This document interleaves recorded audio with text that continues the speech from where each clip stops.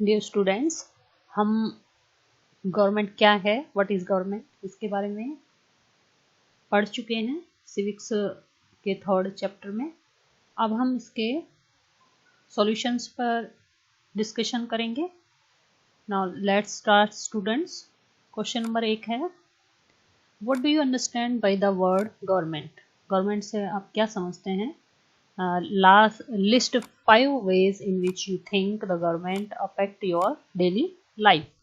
आपकी किस तरह से सरकार आपके जीवन को, डेली लाइफ को प्रभावित करती है? Answer is an individual or a group of individuals that government a political unit। Individual होता है या ग्रुप ऑफ इंडिविजुअल्स होता है। गवर्न किससे गवर्न किया जाता है? पॉलिटिकल यूनिट से, सच एज स्टेट्स। उसमें पॉलिटिकल यूनिट्स में आते हैं स्टेट्स, कंट्री एंड किंगडम, और राज्य is known as a government. ये गवर्नमेंट के नाम से जाने जाते हैं। द गवर्नमेंट टेक डिसीजन लेती है गवर्नमेंट, मेक लॉज, कानून बनाती है, एनफोर्सेस द लॉज, और कानून को लागू भी करती है, एंड पेनलाइजेस इंडिविजुअल्स और group that go against the laws, और लॉज के जो अगेंस्ट जाते हैं उनको सजा भी देती है, इंडिविजुअल्स में हो या ग्रुप में हो। The function of the government include, government के फंक्शन इस तरह से हैं, providing various service like supply of water, electricity, water की सप्लाई, इलेक्ट्रिसिटी की सप्लाई प्रोवाइड करती है, फ्री एजुकेशन देती है, health service, proper road etcetera. Second number है मेंटेनिंग द इंटरनल लॉ और एंड ऑर्डर, और लॉ और ऑर्डर को मेंटेन करती है, protecting the country against internal aggressions, और कंट्री की जो इंटरनल जो एग्रेशंस हैं उससे हमारे देश को प्रोटेक्ट करती है, maintaining peaceful relation with other countries, दूसरे कंट्रीज से पीसफुल रिलेशंस बनाती है, providing aid to the deprived and the underprivilege, securing equality and justice for all section of society। Secure equality यानी एकात्मकता है और न्याय है, ये सब इनका सिक्योरिटी करती है, और ensuring and maintaining the economic growth of the country, और देश का जो इकोनॉमी ग्रोथ है उसको मेंटेनिंग करती है। 5 ways in which the government affect one's daily life। 5 ways बताए गए हैं ये जो डेली लाइफ को अफेक्ट करते हैं। ये तो गवर्नमेंट के मेन वर्क थे, जो मेन फंक्शन है जो गवर्नमेंट प्रोवाइड करती है अपने कंट्री के लोगों को, और ये हमारे डेली लाइफ को अफेक्ट करते हैं वो दिए गए हैं पॉइंट्स। नंबर 1 है सप्लाइंग वाटर एंड इलेक्ट्रिसिटी, पानी और बिजली का supply, laying maintaining and repairing roads की रिपेयरिंग का हो गया ये, providing a good public transport system, आवागमन के साधन हैं उनको प्रोवाइड कराना, गारंटिंग प्रॉपर इंटरनल सिक्योरिटी, और इंटरनल सिक्योरिटी की भी गारंटी देना, ensuring the proper functioning of its various administrations, और इसके अच्छी गवर्नमेंट, प्रॉपर गवर्नमेंट के जो काम है उसकी भी इंश्योर करती है। क्वेश्चन नंबर 2 है, why do you think the government need to make rules for everyone in the form of law। कि सरकार को जो कानून के रूप में सबके लिए नियम बनाने की क्या जरूरत है ना? नियम सबके लिए क्यों बनाती है सरकार? तो इसका आंसर है when human being live and work together, जब वो वर्क करते हैं, साथ रहते हैं, there need to be some amount of organisation so that the decision can be made. तो उसमें ज़रूरत हो जाती है कि कुछ डिसीजन लिए जाएं। Also some rules have to be made that apply to everyone so that there is sense of uniformity, और सबके ऊपर वो रूल्स लागू होने चाहिए जिसमें यूनिफॉर्मिटी दिखे।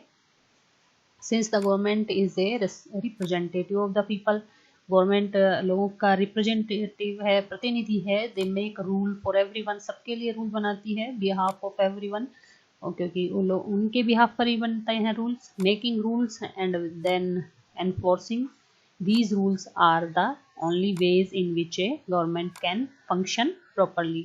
रूल्स मेकिंग और उनको लागू करने से करना, इन सब से ही गवर्नमेंट के जो कार्य है प्रॉपरली होंगे।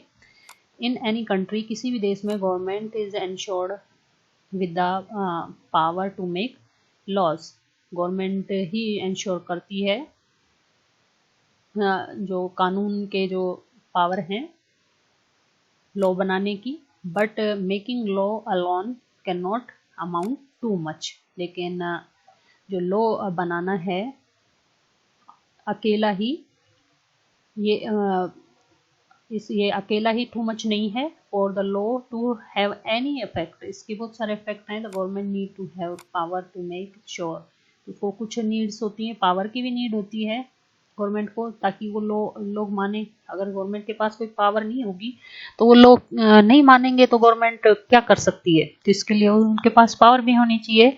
That law are followed by every individual and group, जिससे सभी इंडिविजुअल या हो या ग्रुप में हो वो लोग को फॉलो कर सकें। This power of enforce the law made by it include the power to punish और penalise the individual and group that go against this law.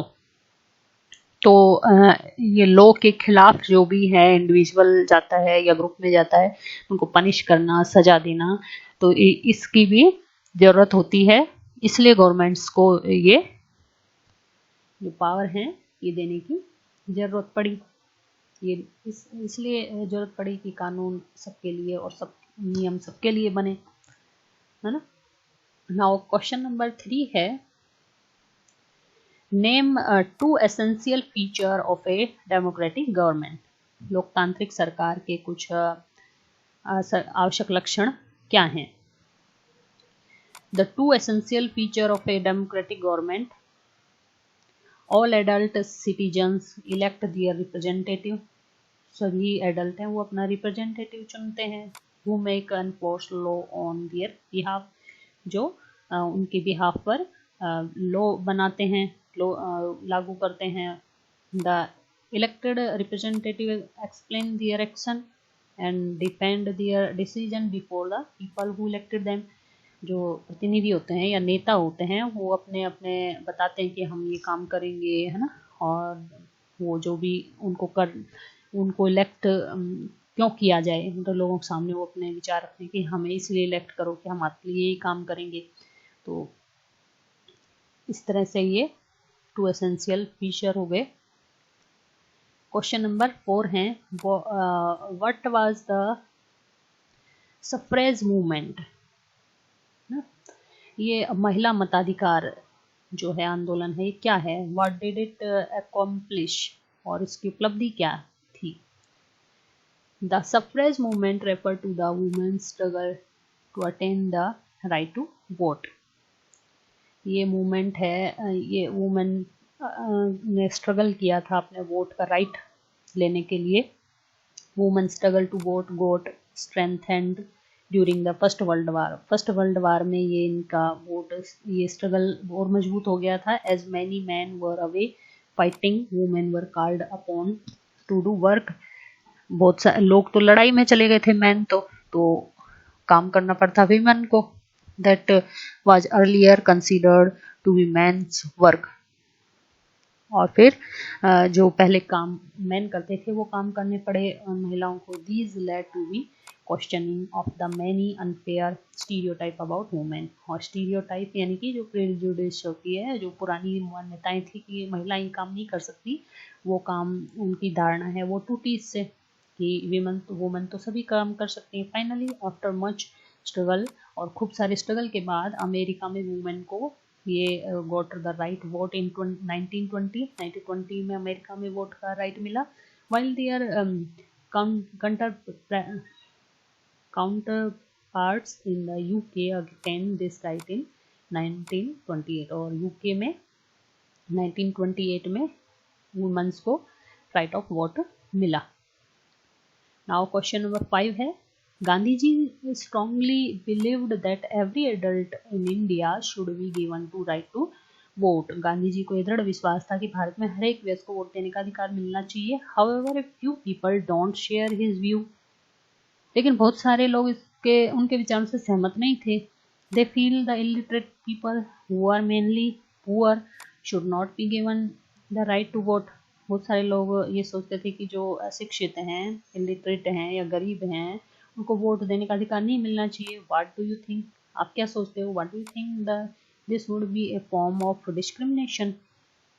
क्या आप ये लगता है ये भेदभाव है, डिस्क्रिमिनेशन है? Give 5 point of support your views. अपना व्यू लिखिए, इसमें 5 पॉइंट्स लिखिए and share these with the class. इसका आंसर आप इस तरह से लिख सकते हैं, yes, not allowing all the adult citizen of a country to vote is a form of discrimination. हाँ, ये भी एक तरह का डिस्क्रिमिनेशन है, भेदभाव का ही रूप है कि किसी को वोट का राइट दिया जाए और किसी को नहीं दिया जाए। Every adult citizen of India has the right to vote for following reasons. सभी को वोट देने का अधिकार है फॉलोइंग रीजन से। नंबर 1 है, being illiterate is not a reason for disallowing someone from exercising his or her right to vote. An illiterate person might not be able to read or write, but he or she may well understand what is good for him or her for the society. Illiterate person है वो माना कि पढ़ नहीं सकते, लिख नहीं सकते, लेकिन उनको अच्छे भले की पहचान है कि उनके लिए क्या अच्छा है और क्या अच्छा नहीं है ना, तो उनको भी ये राइट दिया जाना चाहिए। A true democracy is the one which does not discriminate amongst its citizens. एक ट्रू डेमोक्रेसी है, वो भेदभाव नहीं करती अपने नागरिकों के बीच में। Every citizen is responsible towards the country. सभी सिटीजन नागरिक हैं अपने देश के प्रति रिस्पॉन्सिबल हैं, उनकी उत्तरदायित्व है उनका। And voting is one of the way to being responsible towards the country. और वोटिंग इससे उनकी रिस्पॉन्सिबिलिटी अपने देश के प्रति बन जाती है। The right to vote is the birth right of every individual who has attained the age of 18 or more। और जो राइट ऑफ वोट है ये 18 के एज होते ही सबको मिल जाता है, बर्थ से नहीं होता है। It ensures that every section of society has its representative, और सभी सोसाइटी के अपने प्रतिनिधि होते हैं। If the poor and the illiterate are not given the right to vote, उनको अगर वोट का राइट नहीं दिया गया पुअर को, इलिटरेट को, then the disparities would only increase। तो भेदभाव है यानी कि पार्टीशन बढ़ेगा ही। For an inclusive growth, every group in the society, poor, rich, illiterate और illiterate, है ना, उनके अंदर सोसाइटी में ग्रुप बन जाएंगे, पुअर के, रिच के, लिटरेट के, इलिटरेट के, must have to right to elect to the its voice. और उनको भी अपना वॉइस, आवाज़ उठाने का जो अपना चुनाव है, इलेक्ट है, वो अधिकार है, इट्स रिप्रेजेंटेटिव, और अपना रिप्रेजेंटेटिव चुनने का अधिकार है उनको भी, सभी को। इसलिए ये डिस्क्रिमिनेशन नहीं होना चाहिए, सभी को समान रूप से, इक्वल रूप से वोटिंग राइट मिलना चाहिए।